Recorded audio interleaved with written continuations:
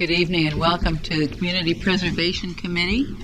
If this is Thursday, November 15th, we are in the second round of 2 nights of listening to our applicants for this year tell us all about their projects. And we had a great night last night, good turnout, only ran a half an hour late, so we're going to be a little more strict about timing tonight. A few announcements, and we do a little bit of business, and then we'll get started right away. Vice Chairman Larry Linder has put together a list that he'd like to tell you about.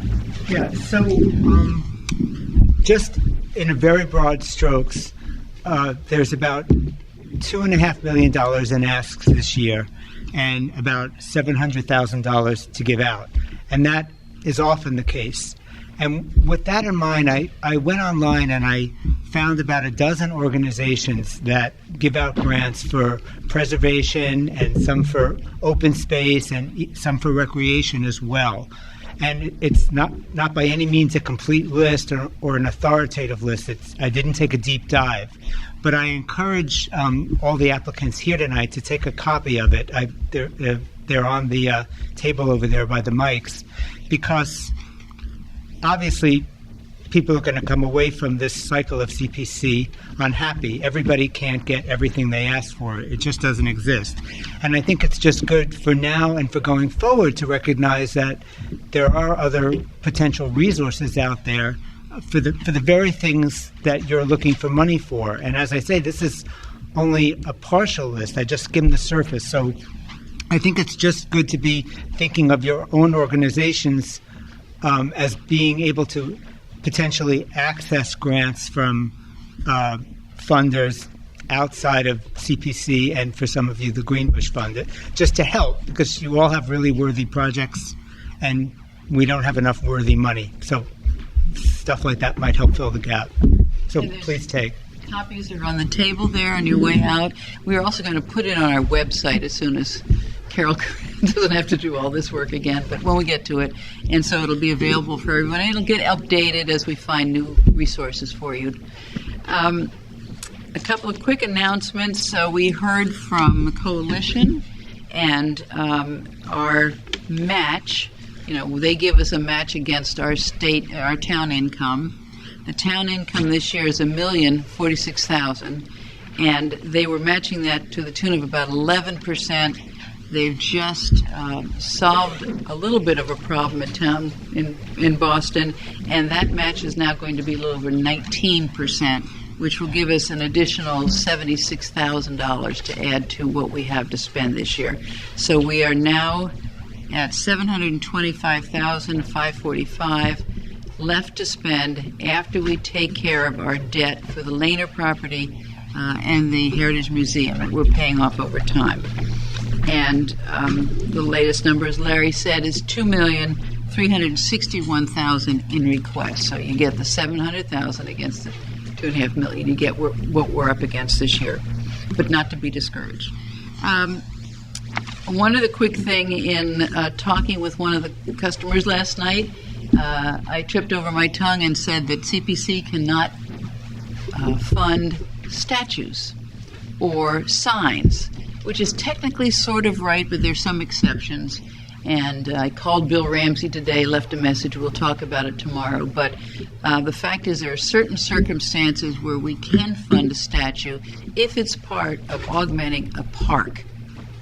And we can put up signs if there are things like bronze plaques on a boulder that will be there permanently, and talk about the history of the town, and that can fall under historic preservation.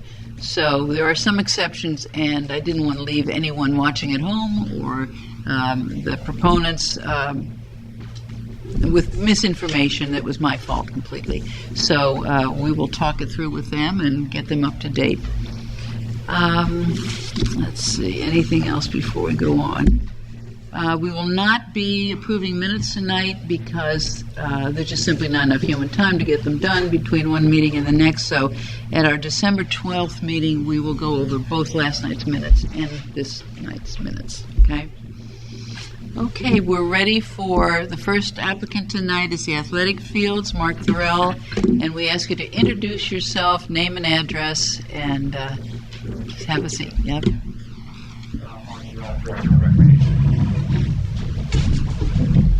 I go to the... Yeah.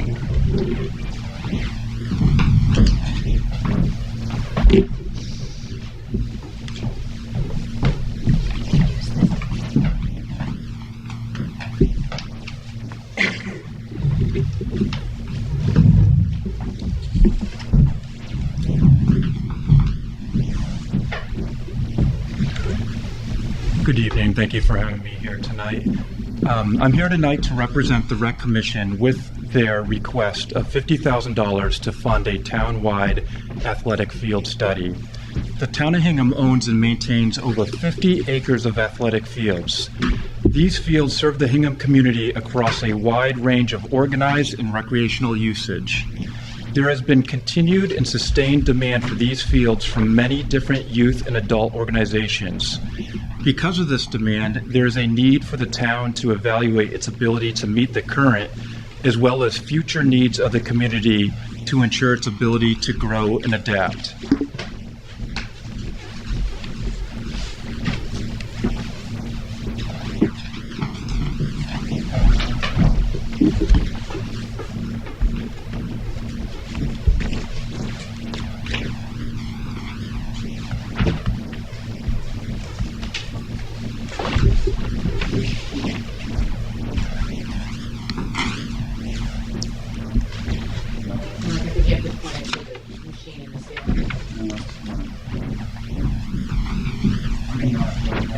Oh, sure. Thank you. When it comes to town athletic fields, there's always been so many questions. Does youth, school, and adult leagues have access to the fields on the days and times they need? How much is weather impacting sport leagues? Would a town-wide field resting game plan make sense? Does the number of each type of field make sense based on demand and usage? Why are some fields in poor condition? The Rec Commission often hears so many different questions and statements, but no one ever truly has the real answers.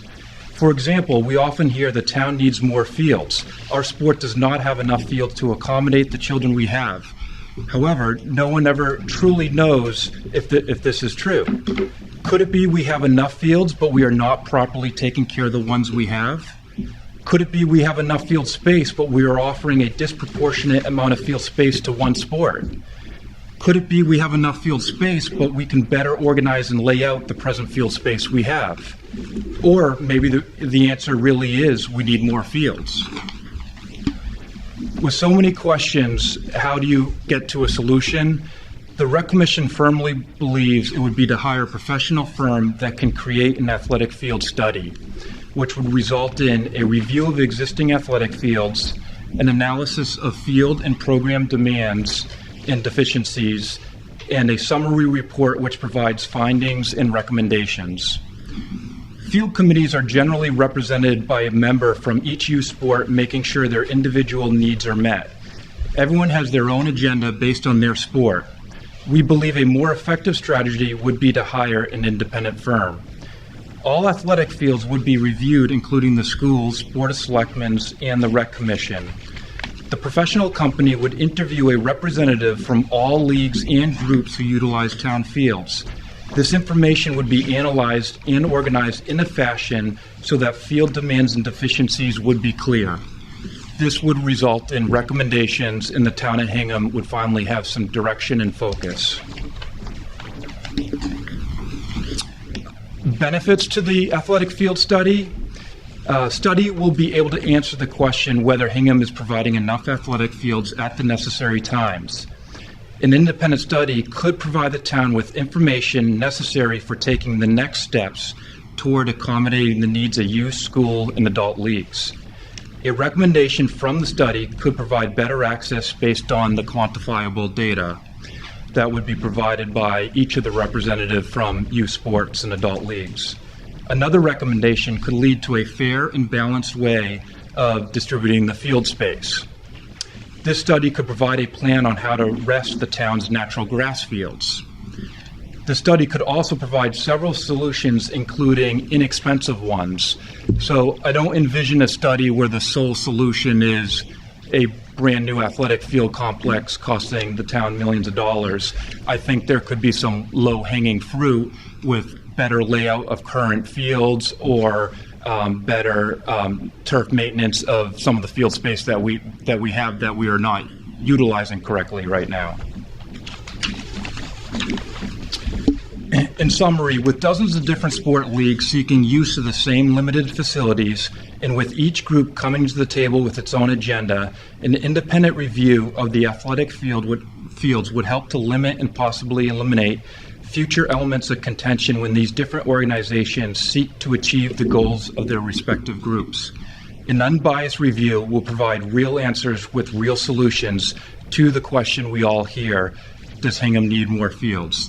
The town, again, will have direction and focus. And I did just receive an email today from the president of Hingham Youth Soccer, who represents 1,100 children in their program, and he asked that I read it to the committee tonight. Hingham Youth Soccer was forced to cancel the last 3 weeks of our soccer season because the middle school, Carlson, and Union Street were unplayable. 30% of the season was lost. The weather on the day of the games was playable, but the fields were flooded.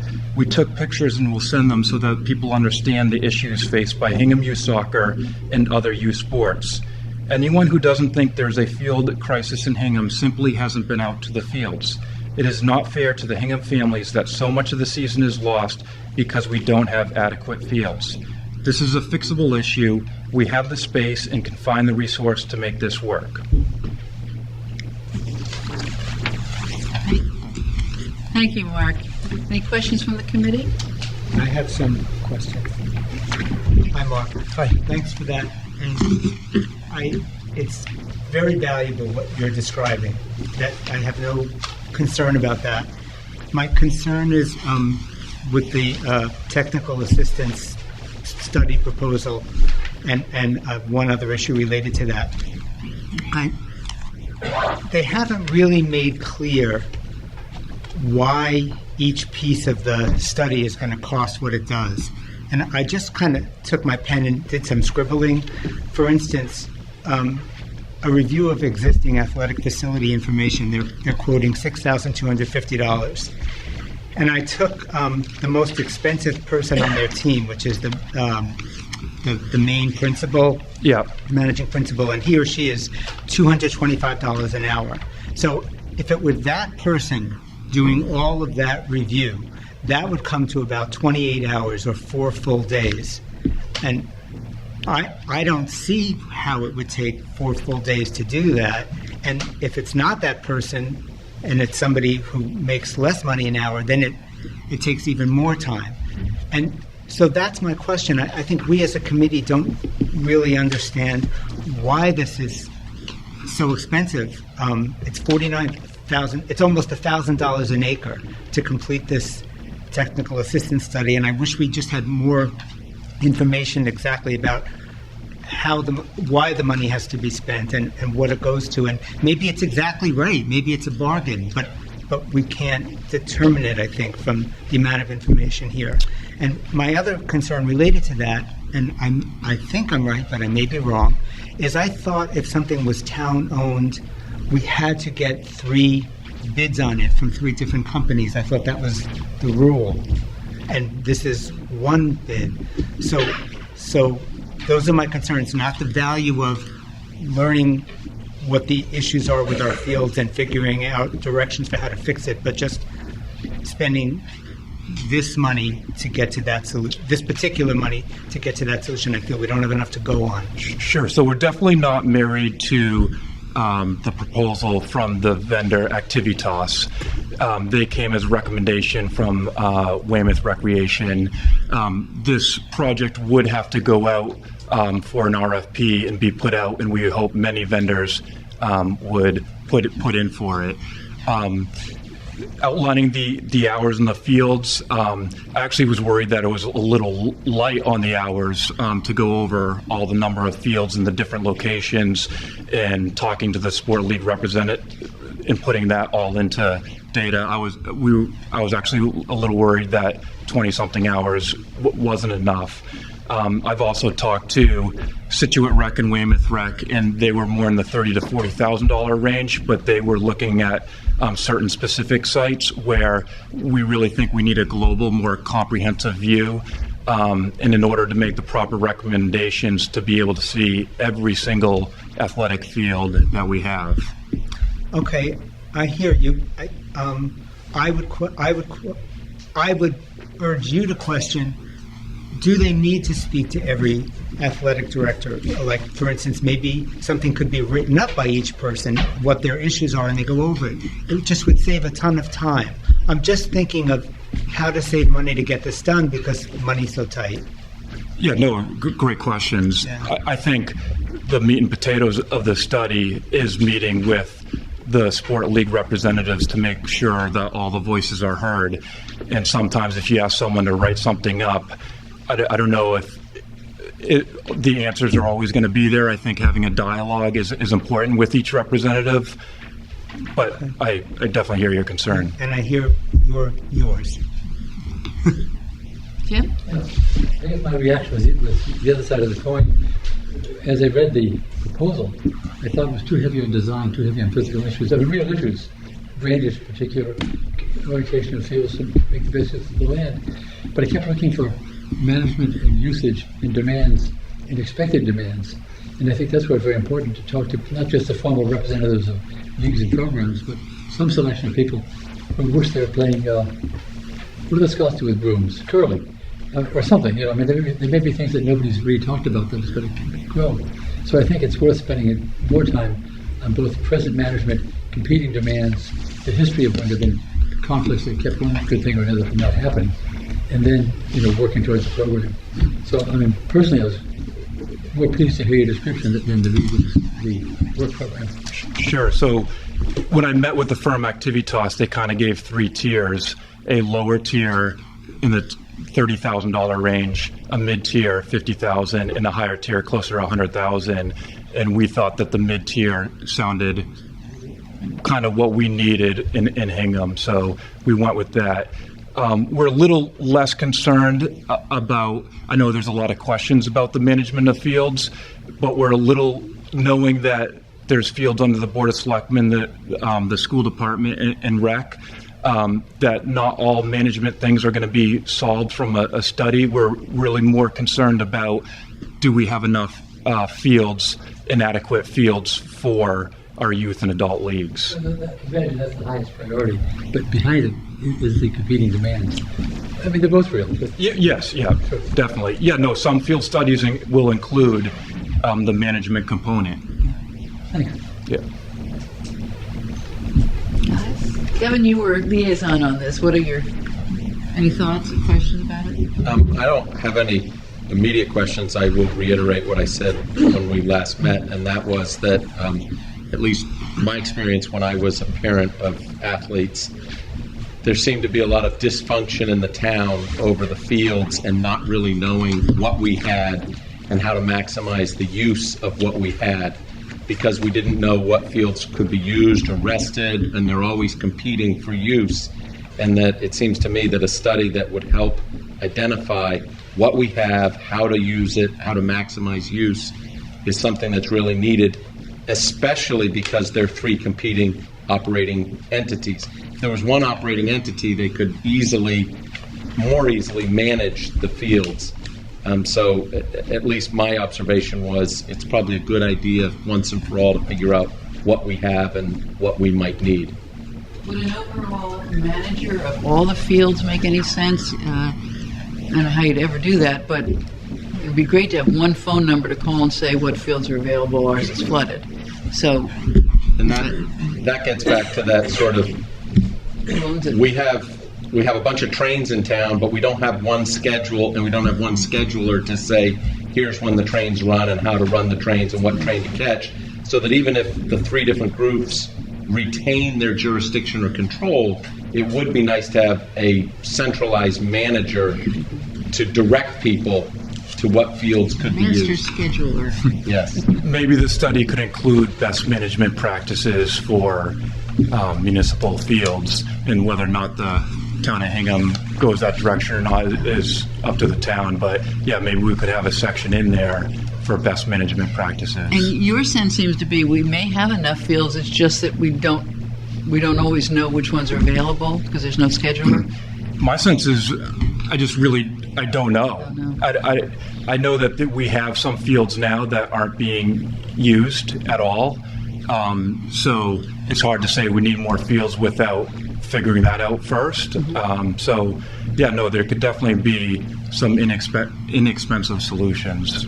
And with members of the school committee here who don't listen, is there any chance this could come out of the school budget?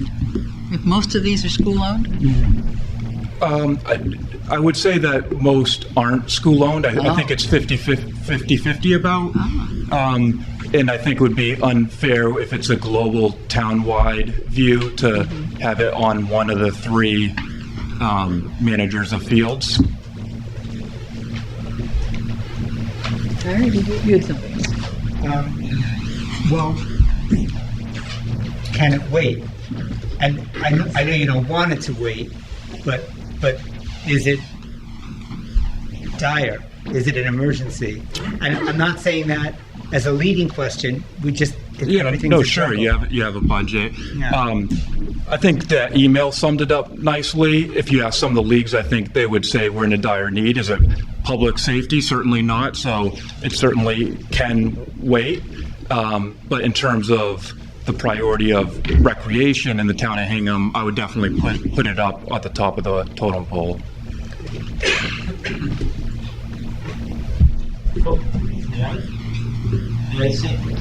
Sure. Carlos da Silva, member of the school committee, please. You have to be at a mic, yeah.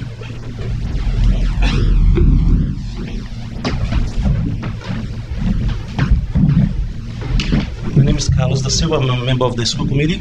I just wanted to let you know that we did sign off on them applying for this study. We think it's a great idea, and we are looking forward to hear the outcome. So I would urge that you, if you can and have an opportunity, please support this study. Thank you. Say again? How about splitting the cost We with don't us? have any money, as you know. Yeah, you don't have any money, we don't have any money. Okay, it's worth a try. Thank you, Carlos. But no matter who pays for it, the money comes from the taxpayer. You can play any game you want to play with who pays for it, whether it's our money, their money, or whose money. But it's all the taxpayers' money. So, I mean, you're talking about the pocket doesn't make any sense.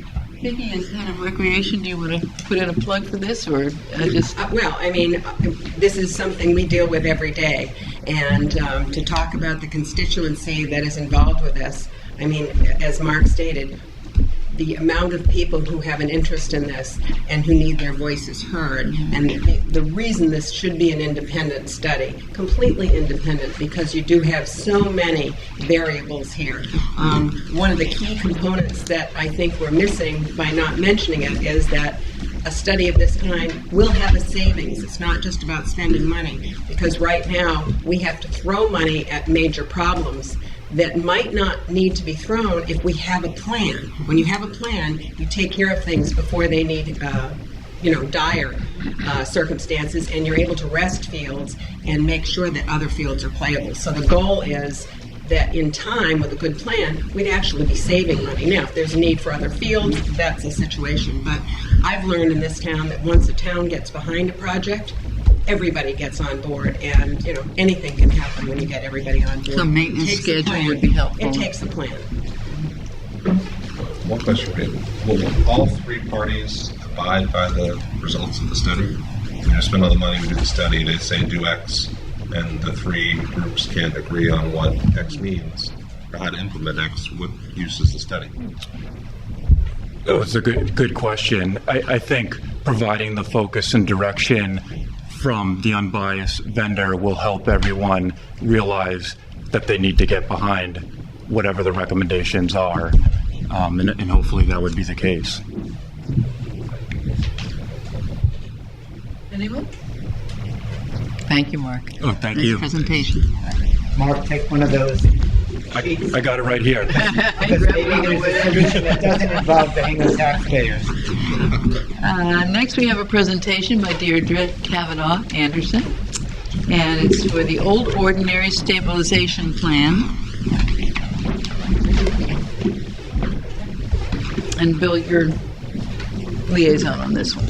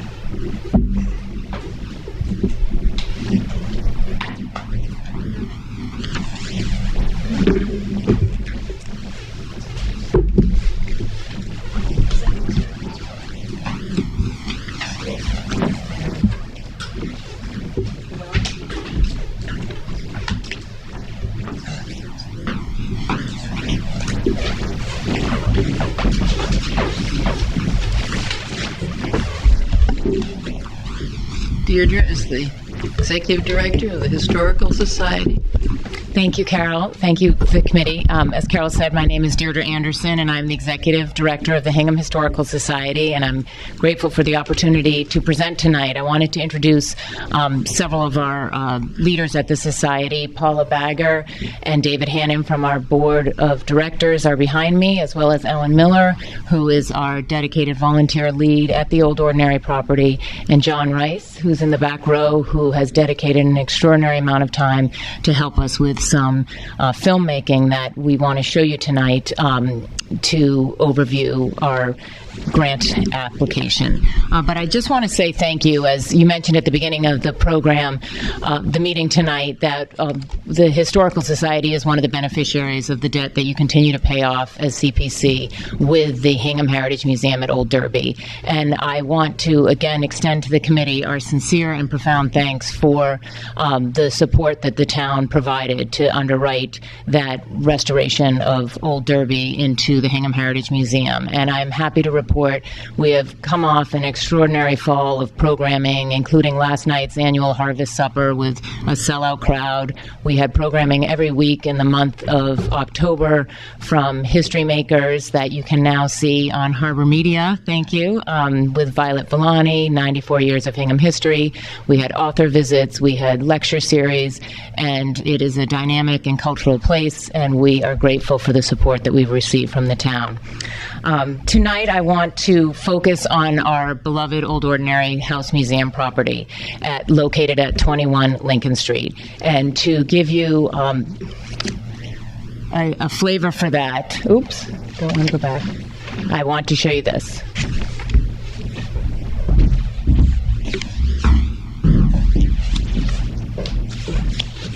And this, we are thankful for John Rice for producing it.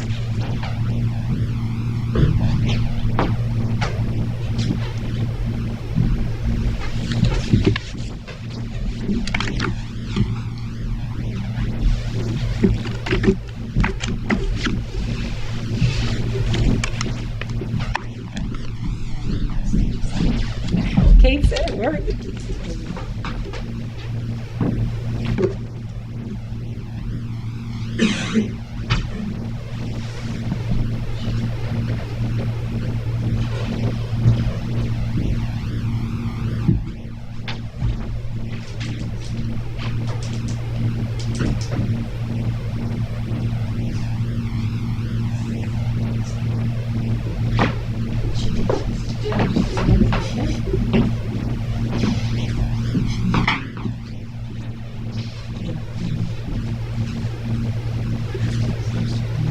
We need is a 12-year-old.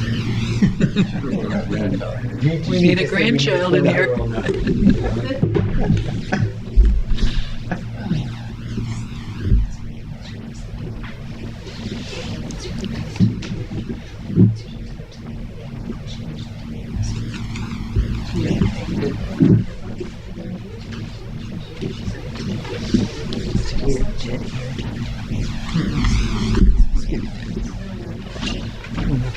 Could use a technology grant. Is there a techie in the house? Mike to the rescue.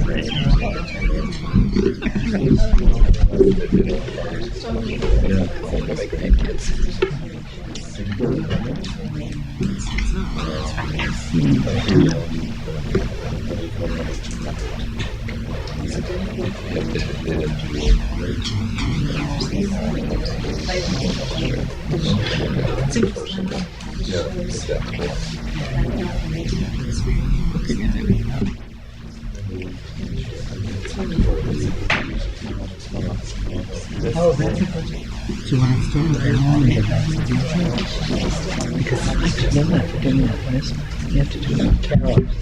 Can we go to Alan and then come back to Deirdre when she's ready? We have to stick to the time.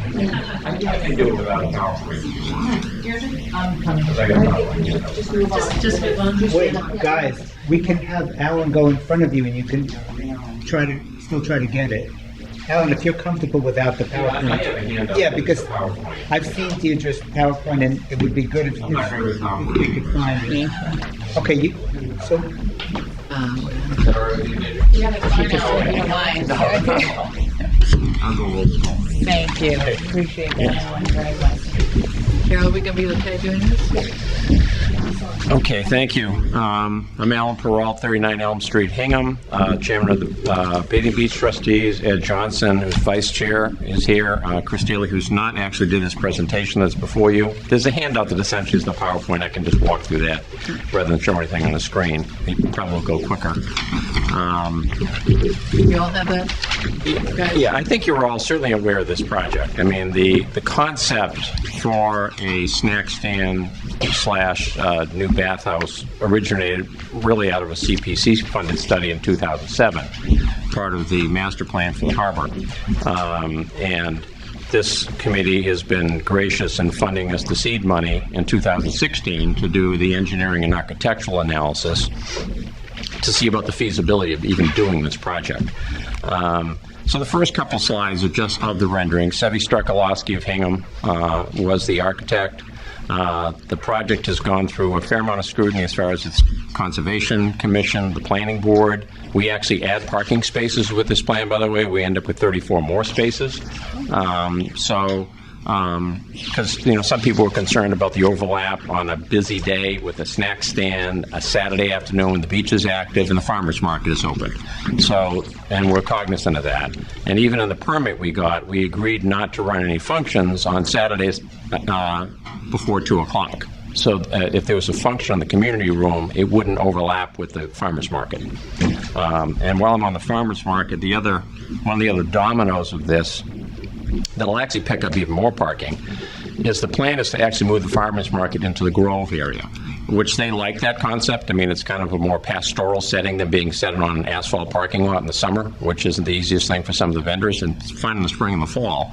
But by doing that, they currently take up about 30 parking spaces. I mean, that's off the point of the CPC thing, but just as far as big picture, this actually has some other domino effects of being able to move them. And then we're hoping that they can use part of the old bathhouse for storage because they have no place to store things from week to week. And they do run basically from April till Thanksgiving Saturday. So I think they see this as a benefit in that regard themselves. So the first page is the renderings of the exterior of the building. Shingle-style building. It's past historical. We're in a historic district, so even the materials were approved by historic. The zoning board had to approve it because we're in a flood zone. The building is flood compliant. The first floor elevation is above the flood elevation. So there isn't much, because of the amount of time we've had, that we haven't thought of on this project. The inside is a rendering of the community room. which is similar to one they have in Situate, that does quite well.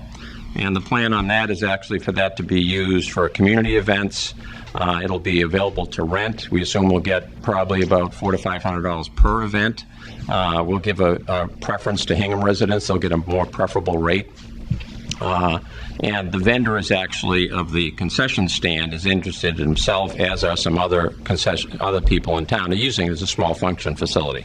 It's probably not going to handle more than about 30 or 40 people. We're not talking a large function, but you could have a rehearsal dinner or a graduation party, that type of thing, which I think there's a fair amount of need for. And again, we have a lot of parking. So for a site that's overlooking the water, we have a lot of parking. The floor plan is the next one. So the CPA funds, we essentially, as I said, used the first amount of money to fund the study, where we did engineering, architectural, to study the soils, get all the architectural approvals we needed. And we had an initial project estimate of about $850,000. Now, again, this is going back almost 3 construction seasons ago. Next thing, we were mentioning the current project factors, and I think everyone is pretty cognizant of what's happened in the construction industry in the last 3 years, especially vertical construction. There's probably never been more residential or commercial construction underway in Greater Boston, even in my lifetime. So the result of that is contractors can get kind of what they want. We're kind of at a disadvantage. We have to pay prevailing wage. This isn't a big project by contractor standards, and we have certain thresholds they have to deal with. Being a municipality, they wouldn't have to with a private party. So we've gone out to bid before in this. We first went out under Chapter 149 to go as a stick-built building, which requires filed sub-bids of any bid that's essentially worth, I believe, over $10,000, I think, Carol, any filed sub-bid, which means plumbing, HVAC, roofing, all these things were filed sub-bids. And we did that. The filed sub-bids alone were about $450,000 before a general contractor even had a chance to bite on it. So when he came in, and he has to carry these guys, his bid was about $1.1 million. So we're saying, okay, we've got about $200,000 worth of site work, and we got a base bid of $1.1 million. The math just isn't going to work. So we went back to the drawing board, working with Roger Fernandez and Tom Molinari, and we had the architects redesign this as a modular construction. People have raised questions about the aesthetics. The aesthetics will be the same. I've actually done some modular construction. So it'll come in probably 4 or 5 boxes. Will be, the siding will be cedar shingles, the roof will be the same, the windows will be the same type of quality. So you will not tell the difference when the project's finished. The advantage is the fact the costs are done, a lot of the construction is done off-site, which is non-prevailing wage. We have to pay prevailing wage once those modules come to the site. So that ended up, by the time we ended up with the contractor, saving us about $150,000. Now, the dilemma ended up being we were still high. They came in initially around $1 million. We shaved that down to the number we ended up coming up with of $939,000. And even at that, I'd like to do a shout out to Greg Acera, who would be the operator of Fire King, Tosca, as you know him. He has been very patient because we had him signed up almost 2 years ago and has continued to sign extensions on our agreement, which I think shows his commitment to this project. And what he's agreed to do in his case is to do all of the build out on his side. So we're really not building out the concession space. It's shell space. So he essentially builds that out, and he has an HVAC contractor himself, and he's agreed to do the HVAC in both parts of the building, which the modular contractor said we can actually do some of it. He can have his guy go up when the thing is being framed and put some of the ductwork actually up in the attic space so that the mechanical system could be added later on. He's also agreed, we actually scaled a number of things out of this project in order to get it down to that number, including the deck off of the front of the community room, which Greg has actually agreed to pick up some of the cost of putting that back in, because he believes that it's an important part of the building, and if he's going to lease it, and I think it's true, Deirdre could probably speak to this for the Historical Society, having an outdoor space in good weather is probably going to be used as much as the inside space. So, and I think that's what he saw. If he's going to be running functions and things the like there, himself or anyone else, even if it's a town, he saw the need for that, so he's agreed to foot the bill for that too. So I think it shows the level of commitment of the concessionaire. But we still come down to a number where essentially when we figure in our site work and whatever, we're really at $1,194,000 on a $1,200,000 budget. So we legally were able to sign a contract because we had to have the funds in hand to meet our budget, but there was no wiggle room at all. And the industry standard on these type of projects is that a contingency would normally be in the 8 to 10% range of a project of this scale. I'm a little more confident that it's modular, that we'll have fewer site issues, which oftentimes are the site of overruns, is running into things. Weather conditions will not affect us largely here. However, we've got a tight budget on bringing all the utilities to the site alone. The foundation is very complex because the soils are not good. We're doing geopiles, and we're hoping that budget comes in at $96,000, and that was a lot of work. It's a little cheaper because it's modular, in the sense that you have certain pressure points and load points, and modular makes it a tad bit easier. But we're also running the sewer line from Town Pier. We're running the gas from Ship Street under 3A, and Hingham Light has to run the power quite some distance. And we're going to have to run a water line in. And along the water line, we're actually doing outside showers, Jim. We can't do inside, but there will be like a shower station and a rinse-off station. So all that stuff's in the site work. But again, when you think of all these things, that alone is a tight number. And in a perfect world, we wouldn't need any of the money we're requesting. It's just that I don't think in construction we're in a perfect world, So, and I not that it's our money or ever was, but we did return some of the money. We've been pretty good at bringing projects in online. So the horizontal work for the boardwalk through the Grove came in under budget, and we were able to return some money to CPC. So certainly we hope that we can do this as effectively as possible. The Armstrong wall was like $3,000 under budget, so we've had some that have done well. I think we got caught in the housing and commercial boom. So the last 2 or 3 years, I think we probably have 15 to 20% escalation in those costs, which is what kind of brings us to where we are today. So that's essentially it. We're requesting $96,000, which is about 8% of what our budget. And to Larry's point about funding, the reason this is time sensitive is we have until June of 2019 to deliver this project. The Seaport Council already gave us an extension. So they funded $700,000. So essentially 60% of this project has been funded by the state. And on other ancillary things, as Kevin can attest, we've worked with the Harbor Development on signage that we're going to be doing along the harbor. We're going to try to put historic, pictures and things inside this building. So wherever possible, we've looked to match funds.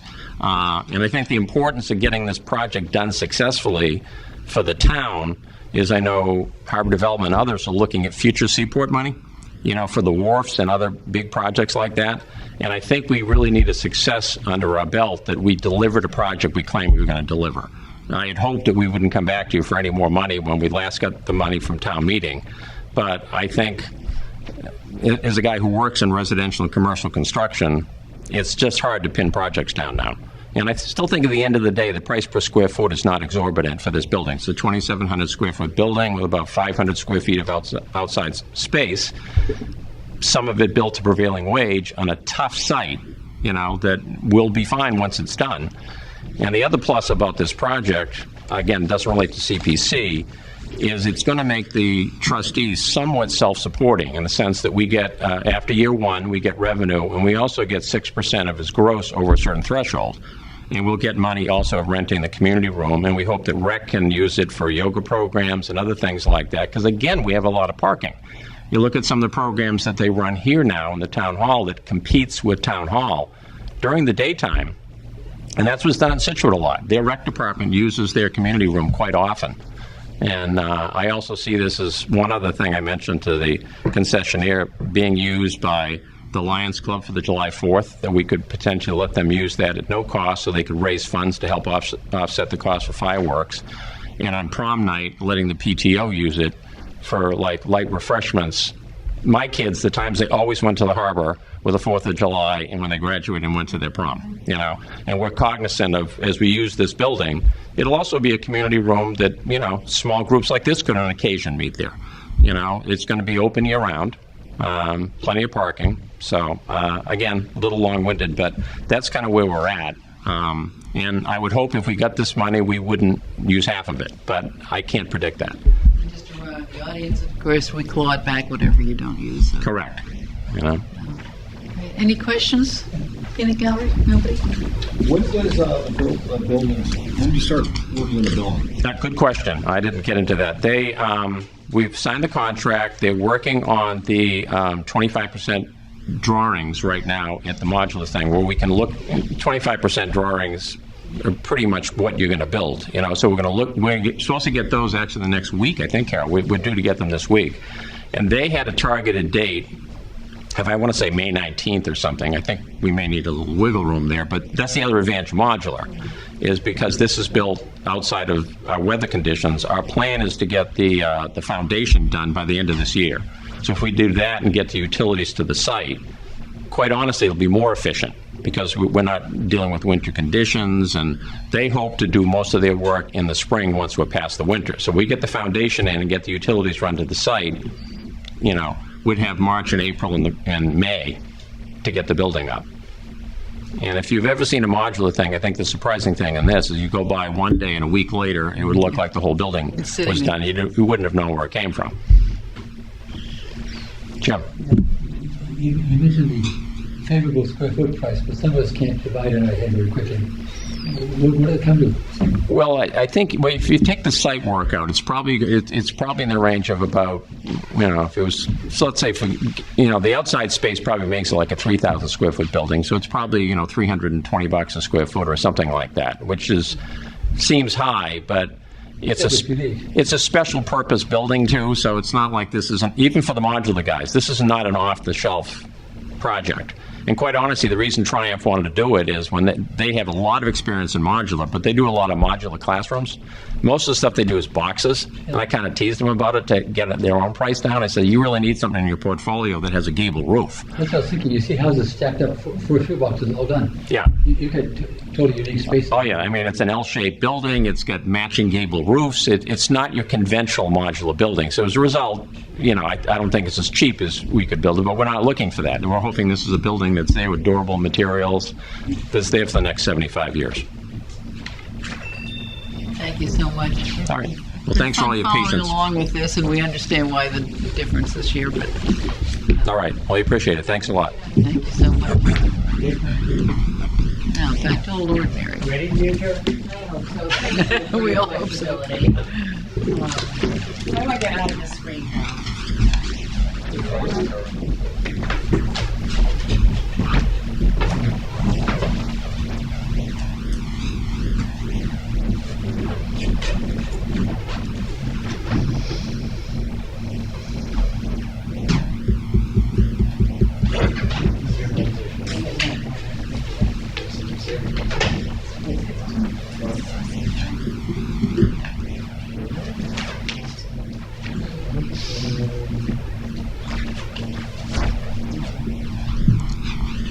All right, well, thank you very much for your patience. Thank you, Alan, for jumping in. Appreciate it. Also, this we wanted to give you as a campus overview. I know many of you have lived in town for a long time and probably been to the Old Ordinary campus. In case you know, this is our campus.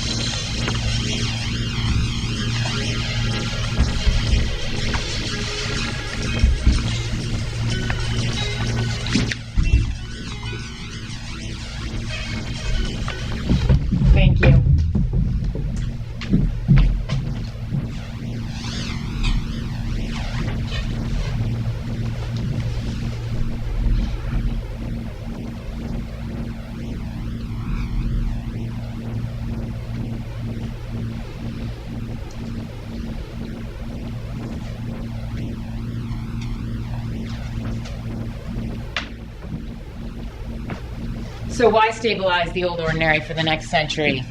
And the reason for that, I hope you could see the activity that's on the campus now and the opportunity that is afforded to the town to continue to make this entire campus a place for education and historic preservation and the importance of historic properties. The Old Ordinary is one of the key buildings in the heart of the Lincoln National Historic District. And the annex, which was built between 1901 and 1906, is a key gathering place where interpretation and educational programs for the House Museum and the Old Fort can take place. Because the House Museum, for those of you who have had an opportunity to go inside, is fully furnished, we really cannot accommodate more than a few visitors at any one time. And so what does stabilization mean? The upper right-hand corner, you can see that photograph. That's one of the supports in the basement of the House Museum. And you can see over 330 years that there's significant compression.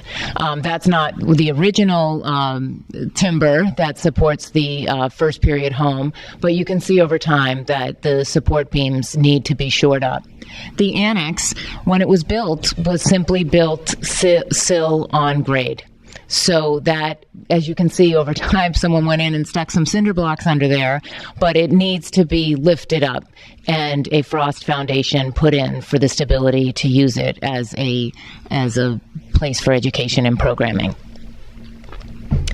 And so this is one ask of a comprehensive conservation plan the Society has for the Old Ordinary campus, and the Community Preservation Committee has been integral in getting us to this place. In 2006, you underwrote an archaeological archaeological study, allowing us to have a great deal of information on the property when we were installing a drainage system around the home. In 2010, we received a historic structures report, which is both of these documents consistently and continually used at the Society. When people come on new, like I did, these are our Bibles for understanding the property, the historic timeline, and how we can continue to preserve it for the next several centuries. We also the town has been generous through the Historic Commission with Greenbush funds. We did some water damage mitigation in 2017. This past year, we were awarded funds to begin the archaeological dig behind where the old fort will be situated on its final resting on its granite foundation. And this year, we also received Greenbush funds for some exterior and interior conservation on the house, clapboards, a climate control system, and of course we're asking now for $70,000 to continue to notch off aspects of this conservation plan. Simultaneous to this grant request, we have committed an intent to apply to the Mass Cultural Council for a capital grant this year in the amount of $200,000. We'll be submitting that application in January, and that is towards an overall conservation plan that we estimate will be upwards of $325,000. So some of the specifics of what we hope for in this particular ask for $70,000 is in the House Museum portion where we could go in. We had leading contractors in town who focus on historic properties. Ben Burnham, Ben Wilcox, Jonathan Detweiler from Norwell, and Peter Bickford and I will get through there at some point, but all have come through to assess the foundation of the Old Ordinary House Museum and given us estimates for updating, redoing the cellar slab, and then restoration of the grits and the support beams in that structure. And then with the annex, as I mentioned, which is a more substantive project at this point, to really secure that. And we have invested, because of it being sill on grade, we've just invested recently in major, termite control and pest control, but being able to lift up the property, install a short frost foundation, and then reset it and redo the thresholds and the clapboards, get the windows operable, redo siding where needed, redoing the roof, will ensure that we can use the property and the town can use the property in the years to come. But I just wanted to show you, just in celebration of this amazing building, of the over time, the changes and the non-changes to the building. And these are some of the images that we had up at our first tavern night this fall. But I wanted to show you too the back of Old Ordinary when it had. Oops, no, here it is. But you can see over time, it's just a spectacular property that we should all be proud of. And it has an extraordinary public benefit in terms of the programming and the people that we move through there. In August alone this year, we had over 100 visitors. The candlelight tours, which Ellen has been bundled up and offering these last 2 weekends, have been very popular. And of course, the annex serves as the place where after the candlelight tour, people can go for cider and cookies. It runs our kids' camp in the summer, which we would love to partner with Rec with to get in their spring and summer catalog. But I just want to show you this image too. Well, the annex was built as a cabinet shop for Von Dennett in 1901. Between 1901 and 1906, when the Cornish family bought it, this was the study in the annex in the beginning of the 20th century, which I thought was a cool image. So, again, we invite you. We've been very busy on social media to promote our programs and offerings, but we are grateful for your consideration and your support as we continue to preserve this important historic structure. And I'm happy to take any questions. Questions?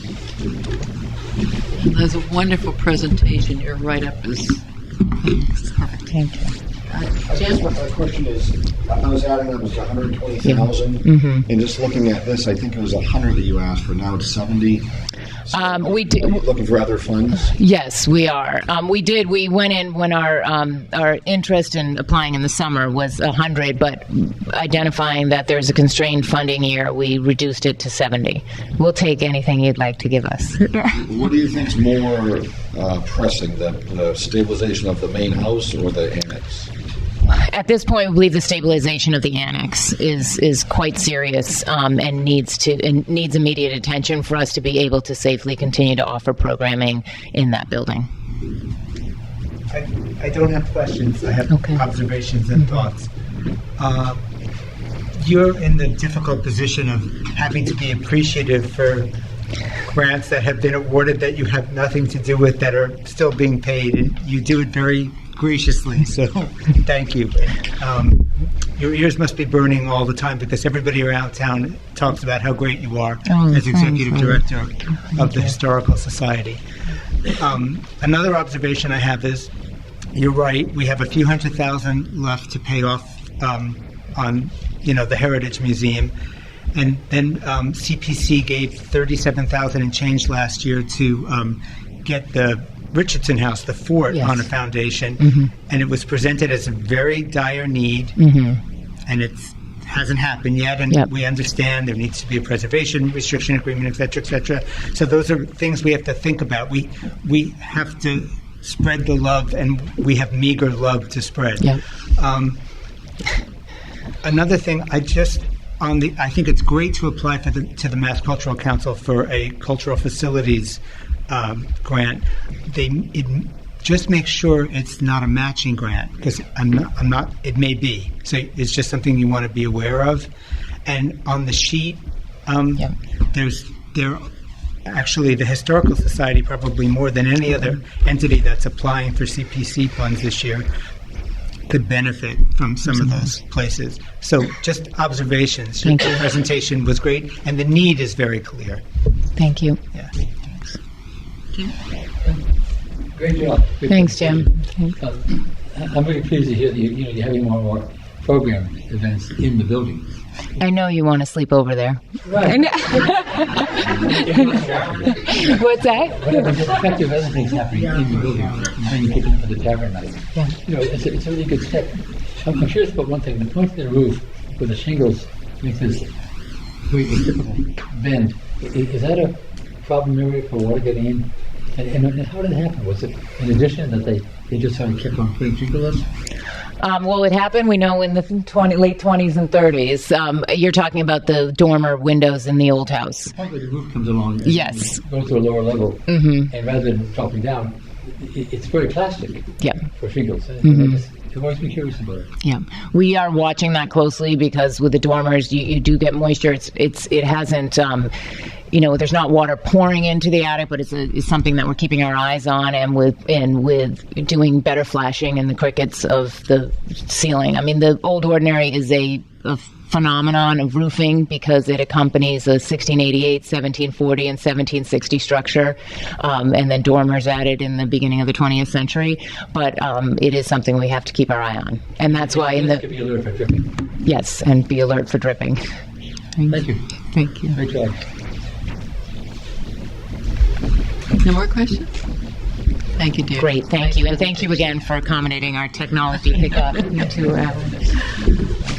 Now, our next applicant is the fourth phase of the Liberty Plains Cemetery, and Gary Tondorf-Dick is the person who's chairman of that committee and would normally be here presenting, and is homesick, unfortunately. And so Bob Mosier is the liaison to that project. We all went for a site tour and saw it on a beautiful sunny day, and it's quite impressive what they've already done, the amount of stones they've already had replaced. Bob, do you want to tell us a little more about what they'd like to do next? Gary's looking for $24,750, and there's $2,500 that the cemetery itself has committed. It's primarily the repair or the restoration of 21 to 25 gravestones and markers which date from the early and late 18th century and early 19th century. When he ran us on the tour up there, he showed us some are headstones, some are footstones. Most are slate, which is worn seriously over time, and need to be restored. And then there's some Revolutionary War Centennial veterans markers that he would also like to have restored. And he's got a PowerPoint if someone can get it up on that screen. Gary keeps books, a very accurate reading of all the stones they've repaired with before and after pictures and everything that was done to them. And one of the things he explained to us on our site visit was that these stones are made of all kinds of materials, slate and granite and everything you can think of, and that each one of them needs a different type of repair. And so the expert that's been working on this for 3 phases, who can only, of course, work in the summertime when he can get in there and the weather's fine, he can't take them home to his shop and fix them up and bring them back in. He can only do so many at a time. So while all of us would have loved to have had this all taken care of in one big donation years ago, that just can't happen. He's going to do a little bit at each time. And the PowerPoint shows us a lot of the individual stones before and after with long explanations, the exact materials used to hold them up. The one I remember is he was talking about slate, which forms in the ground, stack on time over millions of years, and we cut a chunk of it and stand it up this way and wonder why it splits down in. And that has to be taken care of. You can't just sort of glue it. You have to know what you're doing. And so I hope we can get that up and running. This particular cemetery used to be called South Hingham Cemetery. It's considerably smaller than the big ones in town. There's 7 altogether, as I remember. And they have room for new additional burial sites in the back and a nice little open plain area. But that's their only source of additional income as time goes by. I think he told me they have about $20,000 in their entire account, where some of the bigger ones have millions to keep them going over the years. This is a small cemetery. One of the good things he pointed out to us was that it's a particularly safe cemetery. They don't have to worry about kids coming in at night knocking over the stones because along the fence on either side, there's houses all the way around the cemetery. So there's always lights on at night. People can see right in, and it makes it a particularly safe one. He doesn't have a whole lot of damage to repair over the years. One of the Yeah, he's right there. And gets called. You get the feeling he's watching if something it at night. happens. It's also a beautiful arboretum in effect, and they have beautiful trees in there. But if one goes down, there's a couple $1,000s right out of his account. He has to maintain it. So they're asking this year for $27,250. No, I'm sorry. They're asking $24,750. Putting up 25. Yeah. One thing that's nice to see is when Gary first put in the application, he had gotten a quote from one company, and if Hey, Deirdre, you're a pro now. If you We'll have to when hire you get to the end of the slides, you can see he actually is now getting quotes from 4 different companies, which is really the way to do it, because one company you just don't know what you're looking at. So. Bob, you're as project liaison. I think it's important for the committee to see the other 3 proposals before he gives his last presentation in January. So you give them to Carol and she'll get them to us. But Gary, if you're watching at home, that's great that you are doing the hard work of getting the other proposals. That really strengthens your application.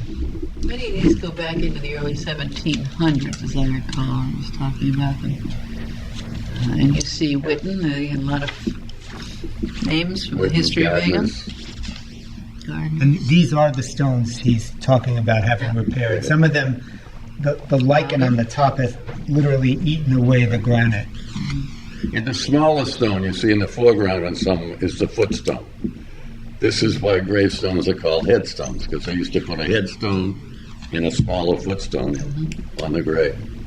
And some of these still have them. In many cases, they've been damaged and they've disappeared. And this is somewhat similar to, on a much larger scale, to the preservation of the old records. Yes. That the people that can do it can only do so many in a period, and in this case, they can only do them in good weather. It can't be worked done outside in the winter.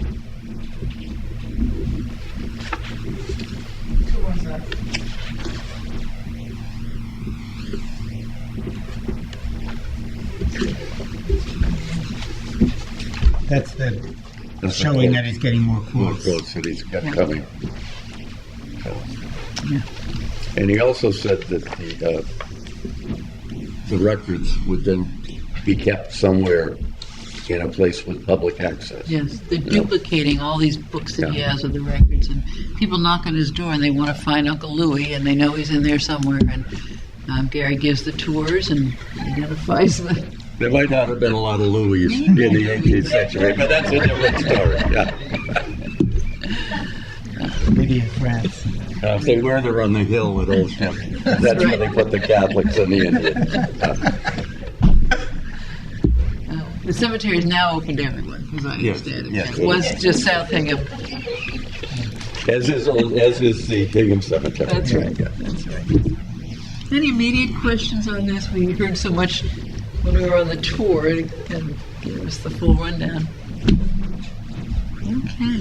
I think But he's been very responsive to anything we've asked him. Yes, that's right. As far as record keeping in this set and record keeping and getting is other quotes fabulous. and he's very dedicated to this. So if you're listening, Gary, get well. We miss you. Yeah, don't ever leave me with a PowerPoint. Don't do that again. Deirdre, thank you for channeling your inner 12-year-old and getting that up and running. Okay. I think we'll move right on. The Plymouth River School playground has some needs. And this one here. Yes. Would you introduce yourself?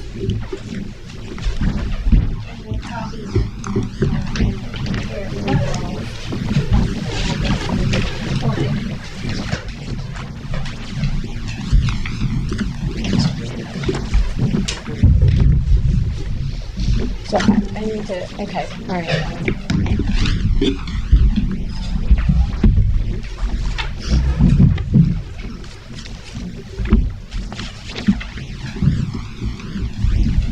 This is scary, Libby, that you can come in and get this right up. I know, we're impressed. Thank you for saving the best for last. I'm Libby Lewiecki. I'm here from the subcommittee, Long Range Planning Committee of the School Committee, and I have other members with me as well, Ed Schreier and Carlos Da Silva from the Long Range Planning Committee, as well as, there's Carlos.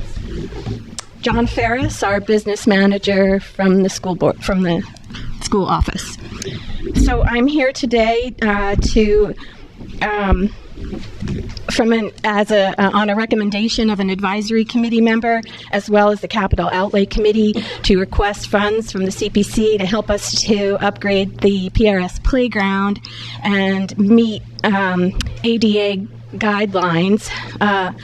This is a mandate from the Architectural Access Board, and the mandate is to make all of the Hingham playgrounds ADA accessible. So we're here asking specifically for $88,000, which would cover poured-in-place rubber walkways to get to special structures, changes in certain structures, adding specific sensory equipment, an asphalt walkway, and installation and labor. So again, just to reiterate, this is a mandate from the Architectural Access Board. It's a need. It's not a want. We face steep penalties if we don't do it. They can charge us up to $1,000 a day, and they can close the playground altogether. But really, not only that, and more importantly, making the playground accessible is the right thing to do, and it speaks to Hingham's rich values and cultures. The PRS Elementary School is, oh my gosh, I'm sorry. Oh, thank you, Carlos. Okay. The PRS Elementary School is it's a beautiful school. You can see here on this pretty fall day that not only is it academically excellent, which we all know, but the building itself is in really good shape, and there's no reason why it shouldn't be around for a very long time. We are planning on changing the windows at some point soon as possible, and investing in the playground is well worth it. So PRS is a good school, as are all of the schools in Hingham, and they reflect and they strengthen our culture. And this is just a list off the top of my head what Hingham's culture means to me. Preserving our rich history, being civic-minded, expecting excellence, enjoying recreational activities and play, investing in health and well-being, volunteering, and planning for the future, which is what the CPC does. And so the two go hand in hand very well. And keeping the strong bond between the school and the community is important. So it's no coincidence that Goal 3 of the PRS School Improvement Plan is to, quote, strengthen a school culture which embraces a homeschool community connection. So this is a perfect opportunity for the CPC to say, yes, we hear you. Yes, we support you. Yes, we want to strengthen that connection. And through play, and this is just a couple of quotes from the American Academy of Pediatrics about the importance of play and how it helps to contribute to cognitive, physical, social, and emotional well-being in children and youth, and also that it behooves us as a society to allow each and every child to fully reap the advantages associated with play. So specifically, we're talking about the Wizards Outlook Playground. And this is a view of the upper part of the playground, so you can get an idea of some of the things that we're talking about doing. The orange structure, we will add a step up to that platform and some grab bars to make it easier to get onto it. And that monkey bar is too high. We can lower it to about 5 feet. That beautiful model right there is likes to think she's 5 feet tall, so you can get a sense of just how much lower the bar would go. And still on the upper playground here, we've got this swing set, and the poured-in-place rubber would go underneath that whole orange structure around, and then underneath these swings as well. So then we move on to the back part of the school where there's more swings, and there would be a walkway built to them, and then continue on to this really pretty slide and balance beam, and then wrap around to this swirly slide. And the beams, those wooden beams, they need to come out, and there's some other structural fittings that are still in there that need to come out, so there's some just basic maintenance that's going to cost a little bit of money.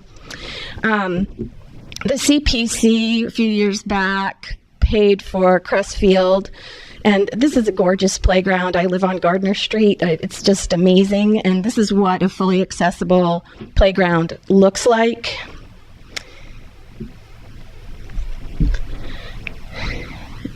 I'm going to speak a little bit about the school department capital outlay budget and how we don't have enough money to go around. Our needs are going to exceed $2 million, but we're only going to get around $1 million. And so we have to, the Long Range Planning Committee is going to have to defer a lot of items, and it makes me kind of sick to my stomach just thinking about what we're going to have to defer. And what we're, in the past, we've got some examples of things that have been deferred.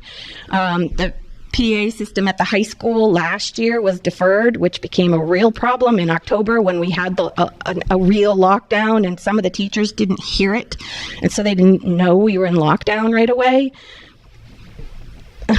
That we need a secure entryway at PRS. Heating and ventilation units at the high school, and then just overall in general in all of the buildings, preventative maintenance, basic upgrades, unexpected repairs, and anything that's not for immediate safety or broke now usually gets deferred. And anybody knows that this is not a really good fiscally sound maintenance program. So I'm also going to speak about the demands that have been placed on the schools over the past century. And there's a book called Schools Cannot Do It Alone, written by Jamie Vollmer in 2010. And in chapter 4, called The Ever-Increasing Burden, he lists all of the demands that have happened over the past century. So in 1900s, 1910, we start out nutrition, immunization, and health. Let's teach our kids those things. Okay, fine, great. We move on, and they add a few more items. 1940s, even more. 1950s, 60s. Now the floodgates start to open in 1970s. We really pick up. 1980s. 1990s. And this is cumulative. Most of this is cumulative. 2000s. The book was written in 2010, so I had Drs. Jamie Lebois and Dr. Doug Gallo do a 5-minute brainstorm on what's happened since 2010. Libby, are these unfunded mandates? Yeah, well, yeah, pretty much. They don't come with money. I mean, honestly, I don't know how to break it down, but a lot of them are. And ADA isn't even mentioned in here.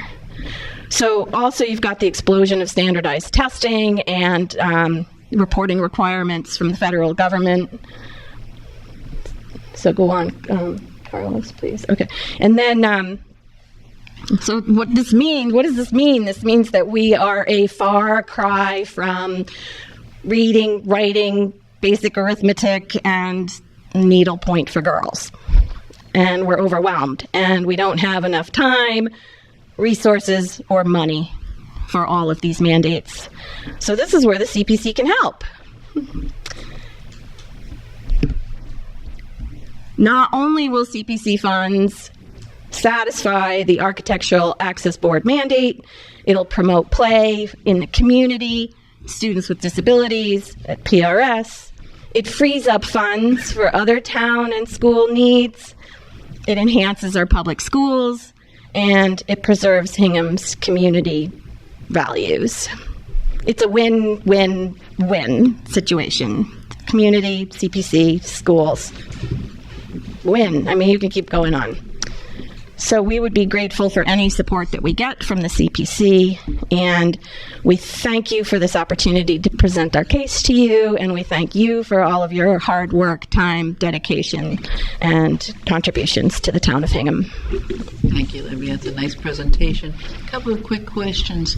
Bob had explained to us as the liaison that, as you said, if you don't do this, you start to lose $1,000 a day in a fine because it's not ADA accessible.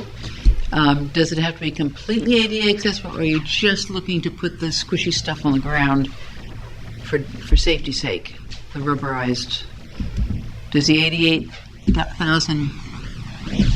So the 88,000 covers more than just the poured-in-place rubber, because what John has learned in the past is that they will require more than just that. They want all the school playgrounds to be ADA accessible. Yeah. Is that right? Yes. Yes. And how many of the school playgrounds are already done? We've managed to get 2 of them. East School and South was on schedule for this year. I'm not sure if that's been poured or whether we got tapped out by weather, but we did have funding for that to get that poured for. It was supposed to be in October, but I'm really not sure if it got done or not.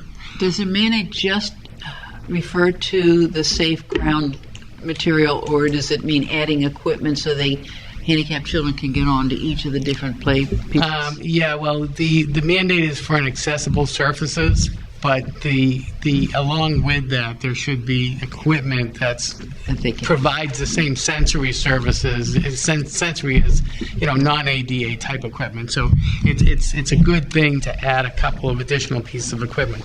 We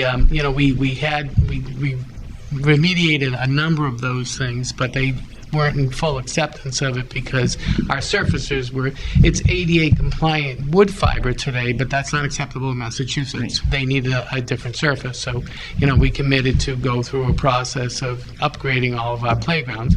So we will provide ADA accessibility to all the same sensories that are there. Mm-hmm. Similar to the way the Crestfield was done. Not all of the wood fiber will be poured in place, but pathways to make sure that we're accessing all the individual pieces of equipment will in fact be done so that meets all ADA requirements and, to the acceptance of the Architectural Access Board. And so how many are not done yet? We have Plymouth River for next year. And we have the funding for South, so if that's not complete now, that will be completed. And then we still have Foster on tap, but we're hopeful that we will get news from the MSBA that we will be doing a larger project in Foster, and we'll be able to handle that playground under the context of that project. I have a few questions. So, in order to avoid the $1,000 a day fine, that's just about the surfaces. That's not about the equipment. The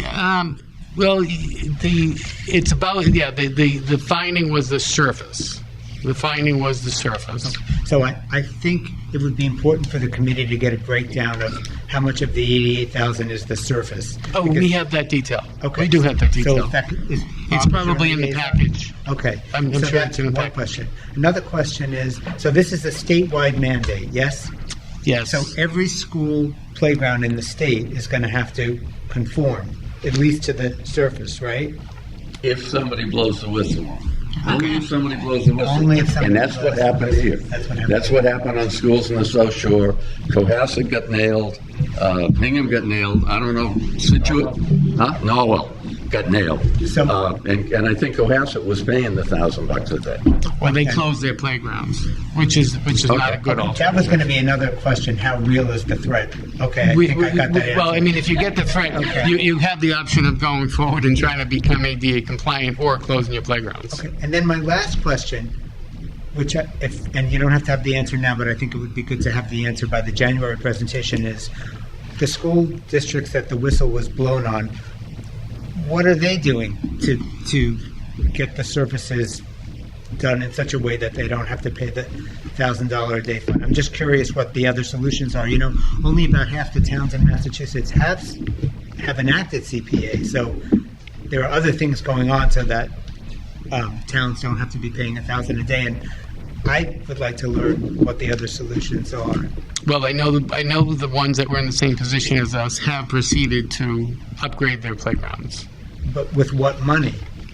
Oh, I mean, it's through the budget process. So our alternative here, right, is if CPC will not fund this project, we still need to go to capital to get that money. So and it will have to become a priority for us because it is a mandate and we need to get this addressed. And that will just, so we're asking for $88,000. If we don't get the $88,000, we will use the capital money for that $88,000, but that will be at the cost of doing some other needed maintenance within the school system. As Libby said, our capital budget, I mean, it's always in excess of a couple of $1 million when we first start the process. And when we get to capital, we try to wean it down as far as we can, and that's at the cost of deferring many projects. And then because you defer, of course, during the course of the year, you may end up with an emergency repair, which tend to be a little bit more costly. Okay, so the thing is not, even though we have a big budget in the school department, it's not like we have an endless supply of money, and that's operating money. You see the operating money, but our capital budget is basically shared with the town, and there's only so much of that pool. It's a couple million dollars, and we could eat up all $2 million, but we don't eat up all $2 million. Gotcha. And just to make sure what you said is what I heard, South and East are not going to be an issue, and hopefully Foster won't, because that's going to get subsumed into a much bigger rebuild. So Yes. Hopefully this would be the only school you'd be coming to CPC about. Yes. And I found the number specifically for the poured-in-place rubber. It's $48,410. But then there's also some asphalt that's needed, and that's another $24,000. Oh, so most of the money is to the surface, not to the equipment. Oh, yeah. The equipment is a small portion, but it's included within the cost. Most of it is the poured-in-place rubber, which is very expensive. Like moving the monkey bar and an asphalt walkway so that they can get accessibility to that back playground. You saw the back playground. There's a new, it's a playground there. It's just a dirt surface, so that walkway will be over in that area. So, thank you.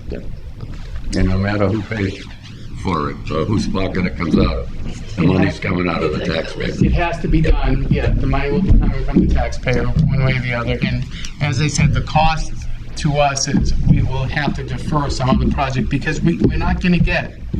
We can never get all the money that we may need to properly maintain all of our buildings all year long. We do a great job, don't get me wrong, and we prioritize and we get all the necessary stuff done, and we make sure we pay attention to safety, okay, and to long-term view of our buildings and keep them in the best fashion we can. But there are certainly projects that need to get deferred, and sometimes those are preventative maintenance ones, which if we don't, if they break before we sort of get to prevent them from breaking, they'll be more costly. So we try to be very proactive in that respect. Yes, Jim? I'm probably the only ignorant person here, but what is wood fiber? It's not chips, it's not sawdust, right? Yeah, it's a wood fiber. It's the chips that you see on those surfaces now. Those are ADA compliant from a federal standpoint. Massachusetts just did not accept that as an ADA accessible surface. So it works in the meantime, but it's not allowable longer. It's not allowable in Massachusetts. It's not satisfactory according to the CMR in Massachusetts for ADA compliance on playgrounds. Cheap but not satisfactory. Not mass, right. I probably missed it, but what is the deadline? When does the $1,000 a day fine start running? When this was a couple of years ago, Kevin, when this started, okay, and at that time I says I will be moving towards doing all of these playgrounds, and the Architectural Access Board has accepted that, and now in good faith we need to do the job that we're supposed to be doing. So you made a deal that you would do X playgrounds over X years. Yep, I says I have to get a capital, I have to get my funding. We can't, it would have been like, many thousands of dollars in one fell swoop. And I says, I will, I'll go forward and I'll get these done. So we did get east done. We got a letter from them that's acceptable. Okay. South was scheduled for this year. We've done a lot of stuff. I just don't know if we poured. I should know if we poured, but I've been very busy. So what you're saying is, in theory, they could fine you right now. They're just not doing it. No, they can't. They've got an agreement right now that goes year to year. Well, that's what I'm trying to understand. As long as you're engaging in the process, they won't fine. But if you stop the process, they could start fining immediately. That's what I believe.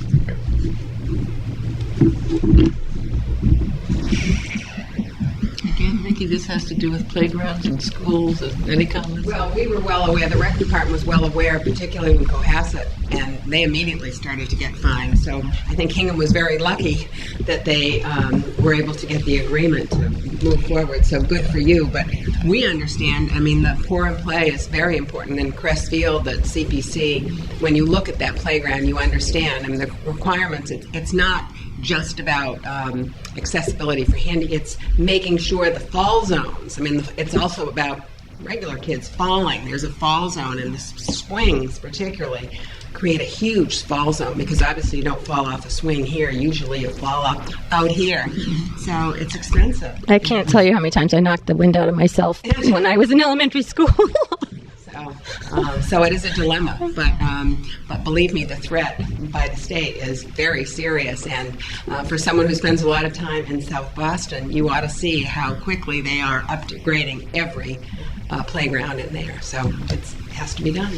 As you're applying to us, are you also applying to capital outlay or what other? It's certainly on my. I have a 5-year capital plan that we roll.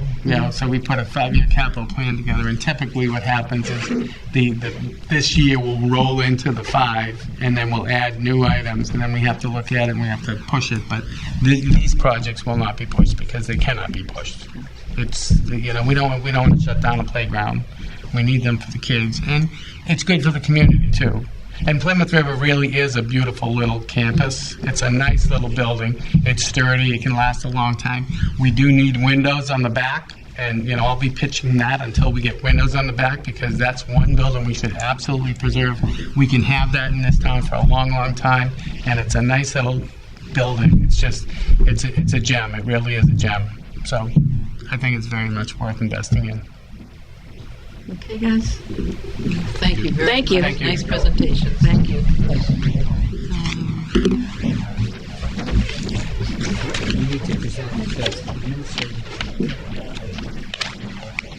So, questions always do I have it?